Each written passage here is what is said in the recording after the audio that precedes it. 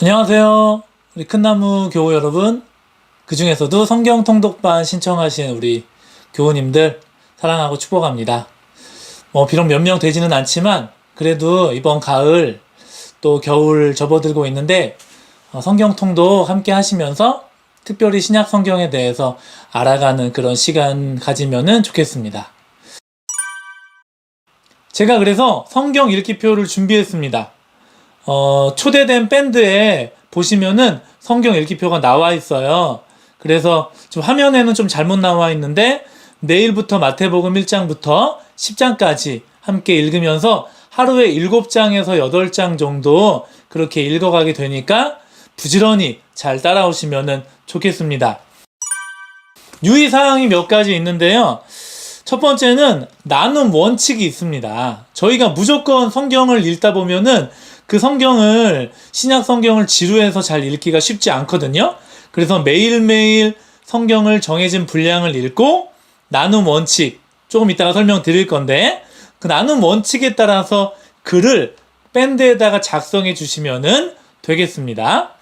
그리고 댓글은 필수입니다. 무슨 얘기냐면 누군가가 나눔 원칙에 따라 글을 작성했다면 그 밑에 아멘으로 꼭 화답해 주시는 몇 명 되지는 않지만 그런 우리 성경 통독반 되면은 참 좋겠고요. 세 번째는 다른 사람의 나눔이나 다른 사람의 어떤 기도 제목을 다른 곳으로 전달하거나 공유하지 않아 주셨으면 좋겠습니다.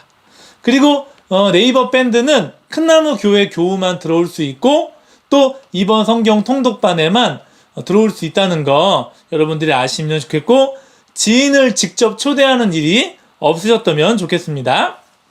그리고 본인께서 자기가 하루를 좀 밀렸다 그러면은 먼저 그날에 해당되는 본문을 먼저 읽고 그 다음에 시간이 되면 그 전날이나 그 전전날 못 읽은 본문을 읽으시는 게 좋아요. 공지사항 나눔 원칙인데 첫 번째는 요일을 쓰는 거예요. 오늘이 화요일이면 화요일 동독, 수요일이면 수요일 동독 이렇게. 그리고 이름 박장원 목사, 누구누구 집사, 누구누구 권사 이렇게 적어주시면 되고 세 번째는 읽으면서 와 닿은 구절이 있다. 그러면은 마태복음 4장 19절 말씀하실 때 나를 따라오너라 이렇게 해가지고 쭉 적어주시면 좋겠고요.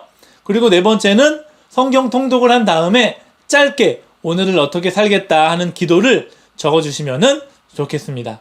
아시겠죠? 다 하실 수 있죠? 이 네 가지 꼭 적어주셔야 합니다. 그리고 이 네 가지를 밴드에다가 적어주시면 그 밑에 다른 분들은 아멘으로 화답해 주시면 좋겠습니다. 신약을 읽을 때에는 신약은 크게 다섯 부분으로 나눌 수가 있어요. 첫 번째는 사복음서, 두 번째는 역사서인 사도행전, 세 번째는 어떤 바울 서신, 네 번째는 일반 서신, 다섯 번째는 요한계시록인 예언서 이렇게 나눌 수가 있는데 우리 교우님들이 그냥 이거를 읽다 보면은 신약 성경을 읽다 보면 그냥 읽고 나서 한 번 읽었네 이렇게밖에 끝나는 경우가 생길 것 같아가지고 짧게 신약 성경을 읽을 때에 어떤 부분을 가지고 유의하면서 신약 성경을 읽으면 좋을까? 그래서 첫 번째로 그 복음의 핵심을 이해할 필요성이 있다고 좀 보여져요. 무슨 얘기냐면은 신약 성경을 저희가 좀 전에 봤을 때에도 크게 사복음서, 서신서, 또 아니면은 역사서, 또 예언서, 일반 서신 이렇게 나눌 수가 있었잖아요.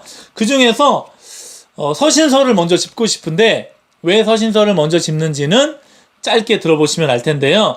그럼 서신서는 뭐냐면은 예수 그리스도에 대한 어떤 예수님이 하신 말씀들, 그 말씀들을 좀 선포하고 그 선포한 말씀에 합당한 삶을 가르치는 편지들로 이루어져 있는데 그러면 여기서 우리가 꼭 알아야 되는 게 뭐냐면은 복음이 무엇인가를 알아야 돼요.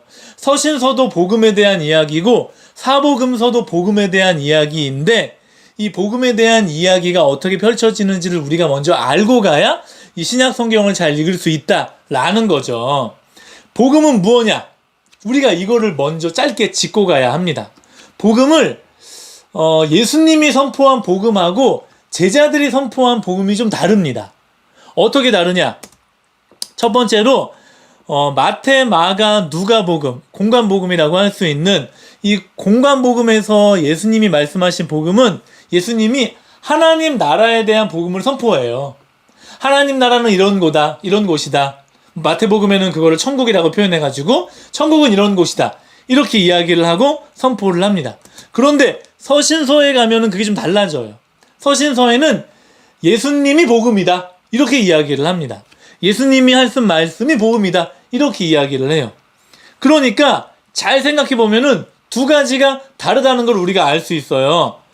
예수님은 하나님 나라에 대한 이야기를 복음으로 선포했는데 그의 제자들, 사도들은 도리어 예수님의 죽음, 그리고 예수님의 부활, 이 이야기로 복음이다라는 것들을 삼아서 그게 바로 복음이야 라고 선포를 해요.